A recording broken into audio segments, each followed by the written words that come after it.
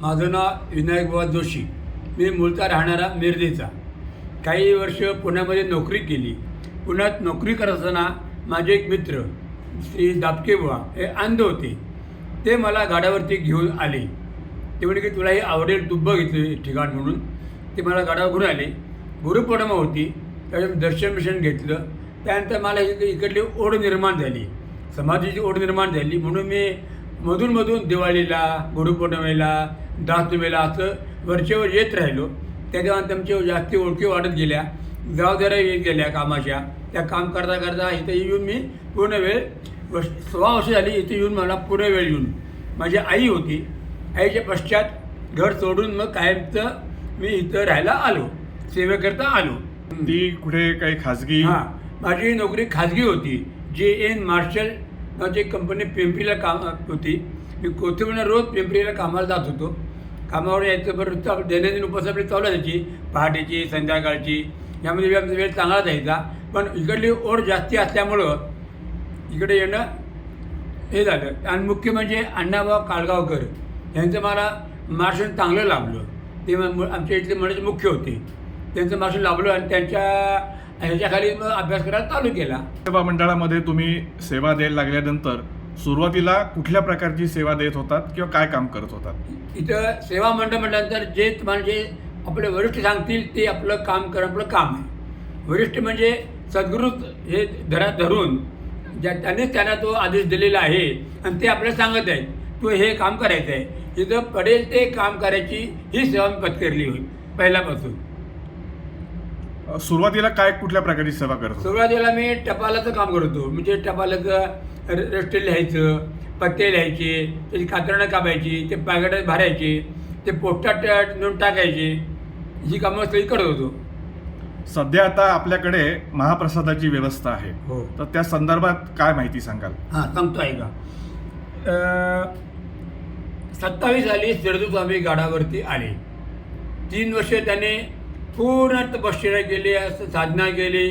समर्थांनी दासमेल त्यांना दृष्टांत दिला आणि तू दक्षिणेकडं प्रचाराला जा म्हणून ते दक्षिणेकडं प्रचाराला जायला लागले. त्यानंतर त्यांनी त्यांचे एका शिष्य ते ठेवले. सगळा जो डोलार जसं उभारायला सगळं आहे हा सगळा स्वामींच्या मत झालेला आहे. तर स्वामी म्हणाले की अरे आपल्या इथं अन्नदान व्हायला पाहिजे, आपल्या गुरूंच्या ठिकाणी अन्नदान व्हायला पाहिजे. म्हणून त्याने भिक्षेरूपाने अन्नदान चालू केलं सुरुवातीला. आणि त्याचं प्रमाण आता मोठं एवढं वाढत गेलेलं आहे. सुरुवातीला किती 5-50 लोक असायची, 100 लोक असायची, उत्सवामध्ये भरपूर यायची. पण रोज येणारे लोक 5 लोक, 50 लोक, 100 लोक असायची. गुरुपौर्णिमा, अमावस्या, पौर्णिमा, शनिवार ह्या थोडी गर्दी जास्त व्हायची. पण जशी आता ट्रान्सपोर्टची सोय झाली त्यामुळं आपापल्या लोक गाड्या घेऊन यायला लागले. सेवा मंडळाने खोल्या काढल्या लोकांना राहण्याकरता. त्यामुळे आणखीन लोक वस्ती वाढत गेली. अशाप्रमाणे ते प्रमाण वाढत गेलं. सध्या आता साधारणतः रोजचे कमीत कमी 200 लोक तरी असतातच. अच्छा. आणि एक शनिवारीवर असेल तर 250-300 असतात. सुट्ट्या असते जास्ती आले थोडी माणसं जास्ती वाढतात. पण नॉर्मली 201 लोक रोजचे असतातच, 200-250. संध्याकाळी 50-100 कधी 25 असा आकडा साधारण असतो रोजचा. आणि दासस्वामी उत्सवाच्या काळामध्ये बरीच लोक इथं दासबोध पारायण करायला आले असतात. ते लोक काही सेवा करतात, काही बाहेरचे असे आमच्यासारखे लोक असतात की जे नोकरी करतात पण सेवेकरता येतात 10 दिवस. असे 5-25 लोक सेवेला असतात. सगळा सामान काढून ठेवलं असतं 10 दिवसाकरता, जे साधारण जोड लागेल ते. साधारण बघा नॉर्मल ह्याच्यामध्ये महिन्याला 10 ते 11 हजार लोक जेवून जातात. बर. नॉर्मल ह्याच्यामध्ये. ओके. पण सुट्ट्यांचा काळ असला की तो आकडा 15 बरोबर जातो. आमच्याकडे जर रेकॉर्ड आहे याच्याकडं रोज किती जेवले याचं मी रेकॉर्ड ठेवलेलं आहे. बर.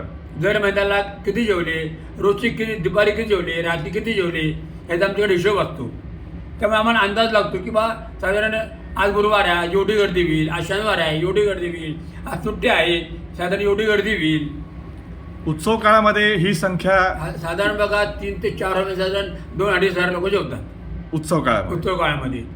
बरं, आता हे सगळं महाप्रसादाचं नियोजन आहे, म्हणजे समजा काय तांदूळ असतील किंवा जे काही खाद्यपदार्थ अन्नपदार्थ तयार करणं, त्याचं नियोजन कसं केलं जातं? त्याचं नियोजन म्हणजे बघा 10 दिवसाकरता साधारण जे काय तांदूळ, भरडा लागेल, डाळ लागेल, भाजीपाला रोज वरून मंड्यातनं आणला जातो, साताऱ्यातनं रोजच्या रोज भाजीपाला येतो. बरं. सकाळी तिथे बायका कापायला बसतात, चिरून ठेवतात, ही भाजी तयार केली जाते. भाजी रोजच्यावर आलेच, नवीन भाजी येते. गहू, तांदूळ, डाळ, भरडा हा जो आहे हा सगळा साठवण करून ठेवली जाते. याची बरं. पूजा होती अगोदर. अच्छा. आज पौर्णिमा आहे ना, आज याची पूजा होईल, कोठीची पूजा होती. बर कोठी पूजन असतं, बर ते केलं जातं. आणि उत्सव उद्यापासून चालू होणार, प्रतिपासून बरोबर. चालू. आज पौर्णिमा आहे, आज उद्वासन असल्यामुळे बाहेर सगळे देव बाहेर काढले जातात, त्यांचा अभिषेक केला जातो. परत समाधी पूजा होती, अभिषेक केला जातो.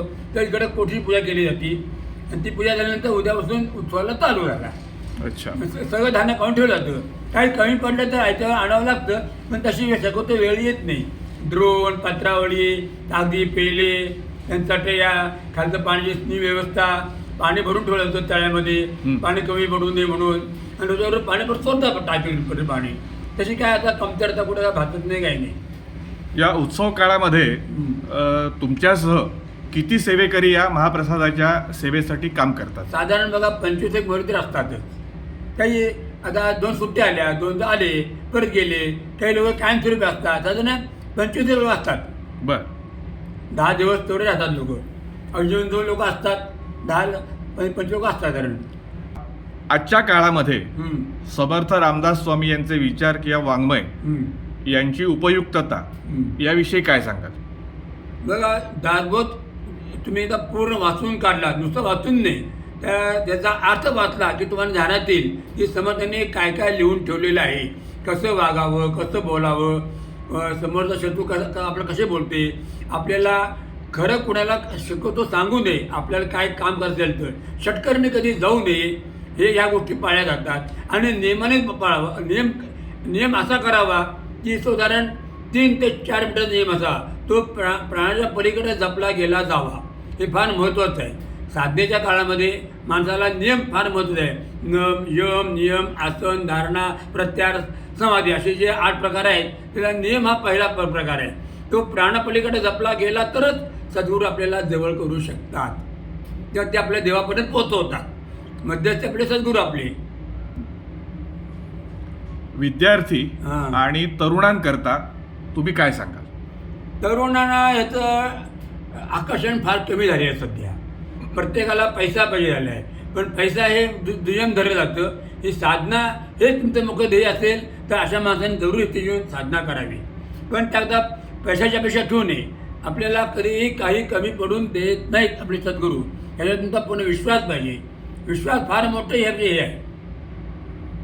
या ठिकाणी सेवा करण्याकरता तुम्ही आज जशी इतकी वर्ष काम करताय, तशी तरुण मंडळी इथे तुम्हाला येताना दिसतात का किंवा येतात का? सध्याचा काळ असा आहे, तरुण मुलं फार कमी येत आहेत. की प्रत्येकाला ओढ आहे, बाहेरच्या जगाची ओढ फार मोठी आहे. त्यात म्हणा IT वाले म्हणा, मोठमोठे पगार नोकराले, आणि घरोघरी आज एकच मूल असतं. त्यामुळं आईबाप मुलांना इकडं सोडत नाही किंवा सांगण्याकरता जा असं कोणी सांगत नाही. हा मोठा हे आपल्यामध्ये झालेलं आहे. आपल्या हिंदू समाजामध्ये संख्या आपली कमी होत चाललेली आहे. त्यामुळं साधनेकरता किंवा संस्थेला एखादं आपण वाहून घ्यावं, ह्याच्याकरता फुलं मार्ग कमी येतात.